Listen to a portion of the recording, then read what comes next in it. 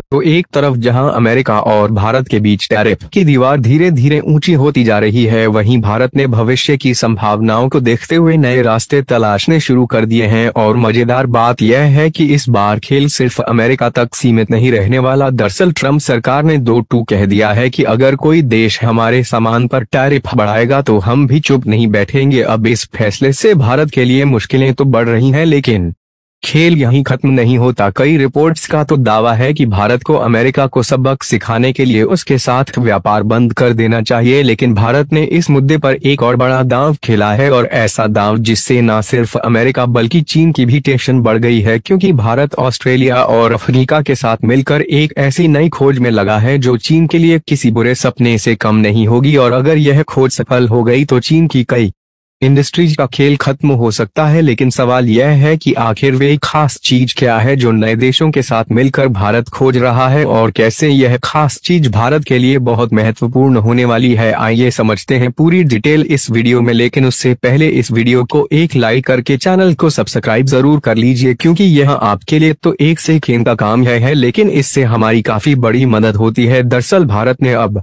Lithium और दूसरे जरूरी खनिजों के लिए अमेरिका और चीन पर निर्भरता कम करने का बड़ा फैसला लिया है। इसके लिए भारत ने अपनी खोज और खनन की रफ्तार बढ़ा दी है और ऑस्ट्रेलिया और अफ्रीका के देशों में इन खनिजों की तलाश शुरू कर दी है। खासकर जाम्बिया, कांगो और ऑस्ट्रेलिया में भारत लिथियम, कोबाल्ट और तांबे जैसे अहम खनिजों को लेकर नए मौके तक तलाश रहा है। ऐसा इसलिए क्योंकि इलेक्ट्रिक गाड़ियों और लिथियम आयन बैटरी दिन-ब-दिन बढ़ रही है। भारत चाहता है कि उसकी सप्लाई चेन मजबूत हो और वे ग्लोबल मार्केट में भी खुद को एक बड़ी ताकत के रूप में स्थापित करें। लेकिन दिलचस्प बात यह है कि भारत ने इस बार चीन या अमेरिका पर भरोसा नहीं किया, बल्कि दूसरे देशों के साथ मिलकर इस दिशा में आगे बढ़ रहा है, जहां इसके लिए भारत की सरकारी कंपनियां विदेशी साझेदारों के साथ मिलकर काम कर रही हैं। अब मेरी तरह आप लोगों के मन में भी यही सवाल होगा कि यह खनिज भारत के लिए इतने जरूरी क्यों हैं? तो इसके लिए आपको बता दें कि स्मार्टफोन, इलेक्ट्रिक गाड़ियां और बैटरी लिथियम, निकेल और रेयर अर्थ मिनरल्स की जरूरत पड़ती है। इन्हीं सबको क्रिटिकल मिनरल्स की कैटेगरी में गिना जाता है। फिलहाल इनकी अहमियत को समझते हुए भारत ने हाल ही में एक बड़ा फैसला लिया है, और न सिर्फ भारत ने फैसला लिया है बल्कि भारत की इस नई रणनीति का असर दिखने भी लगा है। जाम्बिया सरकार ने भारत को 9,000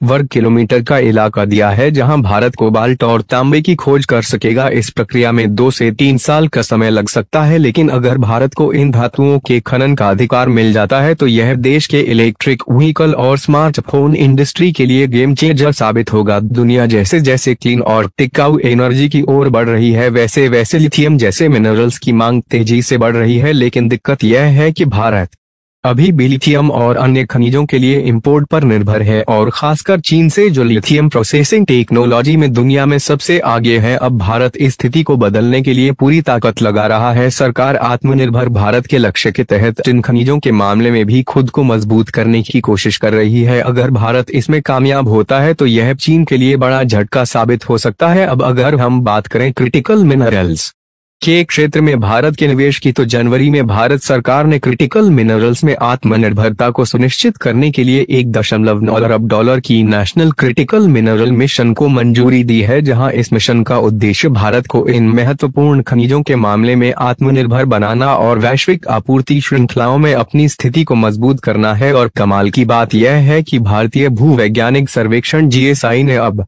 जम्मू कश्मीर और छत्तीसगढ़ जैसे राज्यों में कई लिथियम भंडार की पहचान की है, जो भारत के लिए एक बड़ी उपलब्धि है। और अब यहां पर इन भंडारों के बारे में और अधिक जानकारी प्राप्त होने के बाद इन लिथियम भंडारों की नीलामी की प्रक्रिया भी शुरू की जाएगी। और देखा जाए तो हम सभी जानते हैं कि भारत चीन से लिथियम का भारी इंपोर्ट करने वाले देशों में शामिल है। और आपको बता दें कि लेटेस्ट डेटा के मुताबिक पिछले साल हमने चीन से अकेले इन्हीं क्रिटिकल मिनरल्स को इंपोर्ट करने में 42,000 करोड़ रुपए खर्च किया है। और क्योंकि हमारी डिपेंडेंसी अकेले चीन पर ही ज्यादा है, इसलिए चीन कई बार सप्लाई में देरी भी करता है और भारत की मजबूरी का फायदा उठाते हुए ज्यादा कीमत भी वसूल होता है। यही कारण है घरेलू स्तर पर इनकी पर्याप्त उपलब्धता न होने के चलते आज भारत महत्वपूर्ण खनिजों की खोज के लिए दूसरे देशों में जुटा हुआ है। इन खनिजों में लिथियम खास तौर पर अहम है, खासकर इलेक्ट्रिक वाहनों और एनर्जी स्टोरेज सिस्टम की बढ़ती मांग को देखते हुए वर्तमान में लिथियम की वैश्विक आपूर्ति पर ऑस्ट्रेलिया, चिली, बोलीविया और अर्जेंटीना का ही वर्चस्व है। इन देशों के पास दुनिया के कुल लिथियम भंडार का 75% से अधिक हिस्सा है। हालांकि इन देशों से निकला अधिकांश लिथियम प्रोसेसिंग के लिए चीन भेजा जाता है, जो इस क्षेत्र में एक प्रमुख खिलाड़ी है, और यही कारण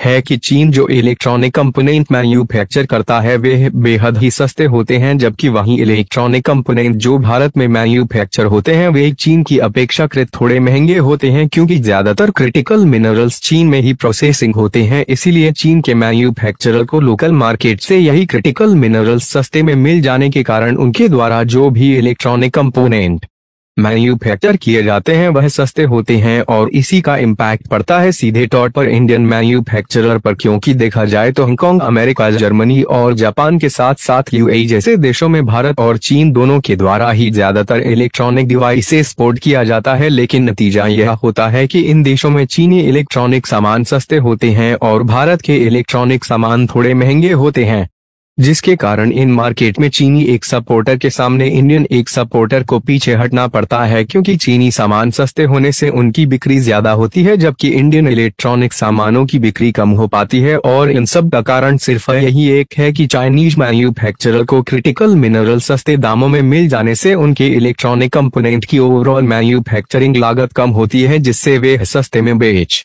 पाते हैं। लेकिन भारत ऐसा नहीं कर पाता। यहाँ तक कि इसी जनवरी महीने में यह भी खबर देखने को मिली थी कि चीन ने क्रिटिकल मिनरल की सप्लाई भारत को करने से मना कर दिया था। इसके बाद भारत की सोलर और इलेक्ट्रॉनिक व्हीकल मैन्युफैक्चर करने वाली कंपनियों को बड़ा झटका लगा, और उसी के बाद भारत ने जाम्बिया, कांगो और ऑस्ट्रेलिया के इलाकों को अपने कंट्रोल में लेकर क्रिटिकल मिनरल को एक्सप्लोर करना शुरू किया। बाकी आप लोगों को क्या लगता है कि इन देशों में क्रिटिकल मिनरल एक्सप्लोरेशन के मामले में भारत को सफलता मिल पाएगी या नहीं? अपनी राय कमेंट में जरूर बताएं, और इस वीडियो को एक लाइक करके अपने मित्रों तक शेयर जरूर करें ताकि उन्हें भी जानकारी मिल सके। इसी तरह और भी नॉलेजेबल वीडियो देखने के लिए चैनल को सब्सक्राइब करके बेल आइकन को ऑल पर जरूर सिलेक्ट करें। जय